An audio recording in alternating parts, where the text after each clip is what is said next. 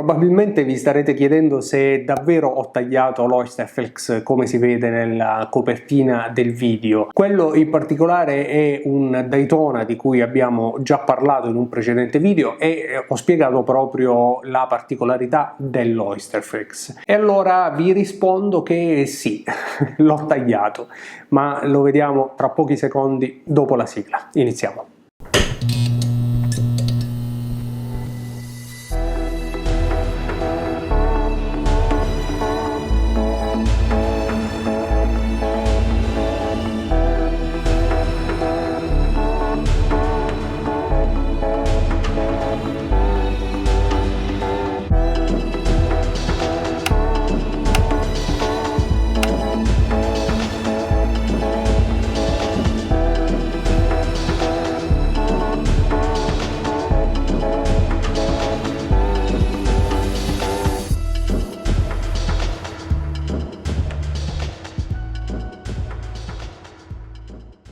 Nel video sul Daytona Oysterflex vi ho spiegato brevemente che cos'è questo Oysterflex. Non è il solito cinturino in caucciù, è un bracciale, così lo chiama la stessa Rolex, con all'interno un'anima che dovrebbe essere in titanio e che consente al bracciale, all'Oysterflex in caucciù, non soltanto di rimanere con la sua forma che segue la curva del polso, il che lo rende molto comodo, sicuramente più comodo di tanti altri semplici cinturini in caucciù presenti sul mercato, ma lo rende anche più sicuro e antistrappo, proprio perché la sua lamina interna non gli consente di allungarsi, semplicemente perché appunto è come se fosse in metallo all'interno e poi soltanto rivestito in caucciù. Dato che ne abbiamo anche parlato nei commenti, dato che siete curiosi e io probabilmente lo sono più di voi, allora ho pensato, bene o male, di vedere effettivamente che cosa c'è all'interno di questo Rolex Oysterflex. Allora, senza perdere ulteriore tempo e tenervi qua inutilmente a parlare, a straparlare di roba inutile, giriamo la camera e vi faccio vedere che cosa c'è dentro questo Oysterflex. Vi anticipo che ne è rimasto molto poco.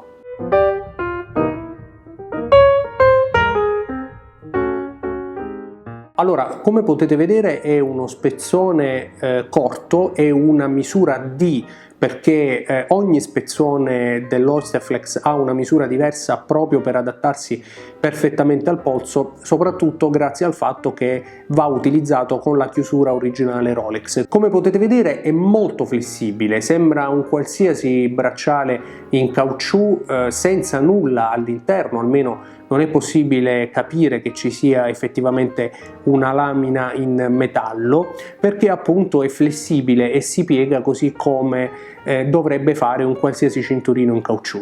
All'interno poi, come vi avevo già spiegato nel precedente video, i due ammortizzatori che vanno ad appoggiarsi sul polso, rendendo molto più comodo e fresco il cinturino in caucciù anche d'estate. Ecco, potete anche vedere che non si deforma quando cerco di allungarlo, di tirarlo, segno evidente che non può essere soltanto gomma.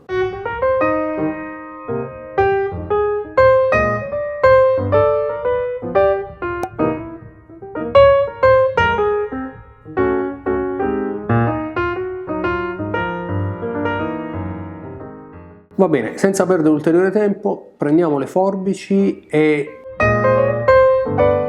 tagliamo. Ecco, altro che lamina in metallo, questa non me l'aspettavo. Allora, effettivamente c'è una anima in metallo, è anche molto dura, però evidentemente è così sottile, mi pare sottile alcuni micron praticamente, che effettivamente la rende molto flessibile come abbiamo visto, però evidentemente anche abbastanza facile al taglio.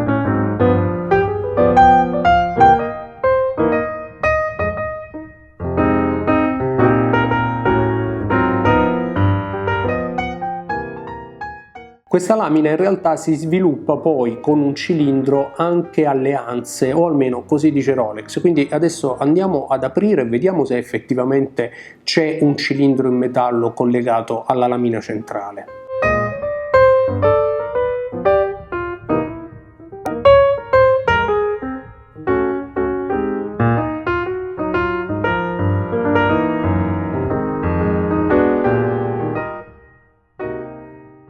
Sì, effettivamente c'è anche un cilindro, questo in particolare, anche grazie naturalmente alla sua forma, è più robusto e più resistente anche alle forbici e diventa difficile da tagliare.